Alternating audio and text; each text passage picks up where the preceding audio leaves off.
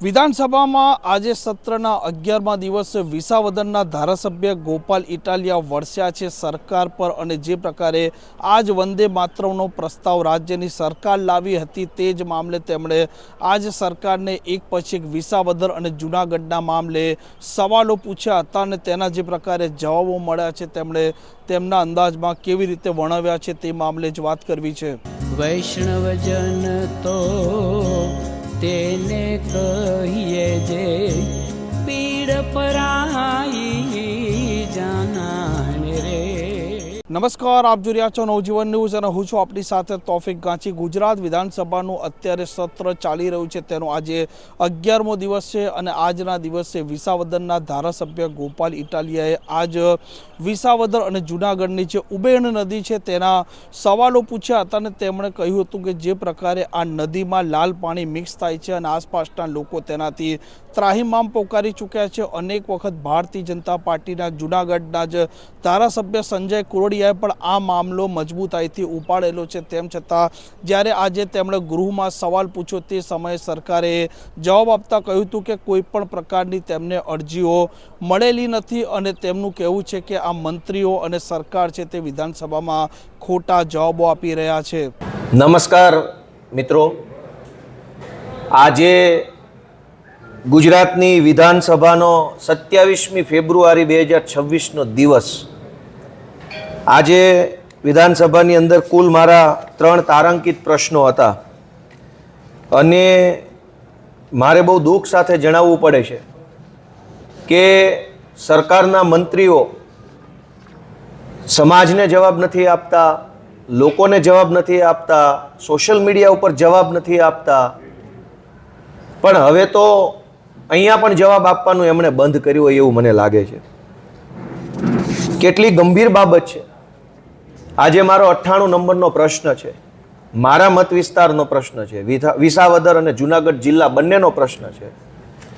એમાં મેં એવું પૂછ્યું કે જૂનાગઢ જિલ્લામાં ઉબેણ નદી આવી છે, આ ઉબેણ નદીમાં જેતપુરમાં આવેલા જે કાંઈ ઇન્ડસ્ટ્રીયલ યુનિટ છે એમાંથી કેમિકલવાળું ઝેરી લાલ પાણી નદીની અંદર છોડવામાં આવે છે અને આ લાલ પાણીના કારણે વિસાવદર મત વિસ્તારના કેટલાક ગામડાઓ, વડાલ ચોકી આસપાસના બધા ગામડાઓ અને જૂનાગઢ મત વિસ્તારના મજેવડી અને એ બધા જે ગામડાઓ આવેલા છે એ ગામડાઓના કૂવામાં, બોરમાં, જમીનની નીચેથી લાલ પાણી આવે છે, કેમિકલવાળું ઝેરી, પીવા લાયક પણ નહીં, સિંચાઈ લાયક પણ નહીં। અત્યારે આજની સ્થિતિએ અમારા આમ આદમી પાર્ટીના કાર્યકર્તાઓ છેલ્લા 10 દિવસથી આ ઉબેણ નદીમાં લાલ પાણીનો જે પ્રશ્ન છે એમાં ધરણા કરી રહ્યા છે। એનાથી એક સ્ટેપ આગળ કે હમણાં વર્ષ 1.5 વર્ષ પહેલા જૂનાગઢના ભાજપના ધારાસભ્ય માનની સંજયભાઈએ જૂનાગઢ જિલ્લા સંકલન સમિતિમાં પણ આ લાલ પ્રદૂષિત પાણીનો મુદ્દો ખૂબ તાકાતથી ઉઠાવ્યો હતો। ભાજપના ધારાસભ્ય એમ કહી રહ્યા છે કે ઉબેણ નદીમાં લાલ પાણી આવે છે, પ્રદૂષિત લાલ પાણી। હું એમ કહી રહ્યો છું કે ઉબેણ નદીમાં પ્રદૂષિત લાલ પાણી આવે છે। મજેવડી ગામ હોય, ચોકી ગામ હોય, વડાલ ગામ હોય, કાથરોટા ગામ હોય, ડેરવાણ હોય, ઈસાપુર હોય, અનેક ગામડા હોય એ પંથકના, તમે એક પણ ગામમાં જાઓ તો પ્રદૂષિત ઝેરી કેમિકલ વાળું લાલ પાણી કૂવામાં આવે છે, નદીઓમાં આવે છે, બોરમાં આવે છે। પણ સરકારને, ભાજપને મેં આજે પૂછ્યું કે ઉબેણ નદીમાં લાલ પાણી પ્રદૂષિત આવે છે તો બેશરમ થઈને વિધાનસભાની અંદર ના લખીને મને આપી ના। ઉબેણ નદીની અંદર તો પવિત્ર ગંગાના પાણી જેવું તાજું તેલ જેવું ચોખ્ખું ચણાક પાણી આવે છે, ડોળું પાણી નહીં, કેમિકલ વાળું પાણી નથી આવતું। આખા જૂનાગઢ જિલ્લો, જેતપુર અને એ આજુબાજુનો જે વિસ્તાર છે ભેસાણ, જેતપુર, જૂનાગઢ, એના ઓછામાં ઓછા લગભગ 40 થી 45 ગામડાઓની અંદર આ પ્રદૂષિત લાલ પાણીના કારણે ખેતી બરબાદ થઈ ગઈ છે। સિંચાઈ ન મળવાના કારણે લોકોએ હિજરત કરવી પડે એટલો ભયંકર ખરાબ માહોલ આ પ્રદૂષિત લાલ પાણીના કારણે। તેમ છતાંય વિધાનસભામાં સરકારે ના પાડી કે પ્રદૂષિત લાલ પાણીનો કોઈ પ્રશ્ન જ નથી। ભાજપના ધારાસભ્ય કહી રહ્યા છે, તેમ છતાંય ભાજપની સરકાર ના પાડે છે। બીજી વાત કે મેં એમ પૂછ્યું કે આ ઉબેણ નદીમાં પ્રદૂષણ વાળું લાલ પાણીની ફરિયાદ સરકારને કેટલી મળી તો સરકાર કે કોઈ ફરિયાદ નથી મળી। અરે લોકો ઉપવાસ ઉપર બેઠા છે, ધરણા ચાલુ છે, રેલીઓ ચાલુ છે, સોશિયલ મીડિયાની અંદર લોકો કેટલો વિરોધ કરી રહ્યા છે, પણ સરકારે મને લખીને આપ્યું કે એકેય ફરિયાદ અમને મળી નથી. આ કેટલી બધી શરમની બાબત કહેવાય કે એક બાજુ વિધાનસભાની અંદર ભાજપની આખી સરકાર વંદે માતરમના ગાન ઉપર આખું 60 મિનિટની ચર્ચા લઈ આવ્યા. વંદે માતરમ જે આપણું રાષ્ટ્રગાન છે, એ રાષ્ટ્રગાનની અંદર મલયજ શીતલામ શબ્દ છે. મલયજ શીતલામ એટલે સારી હવા, સુજલામ એટલે સારું જળ, સુફલામ એટલે સારા ફળ. એક બાજુ ભાજપના દિલ્હીથી લઈ ગુજરાત સુધી બેઠેલા નેતાઓ વંદે માતરમના નામે તમાશો કરી રહ્યા છે, પણ સુજલામ ક્યાં, સારું જળ ક્યાં, સુફલામ સારા ફળ ક્યાં?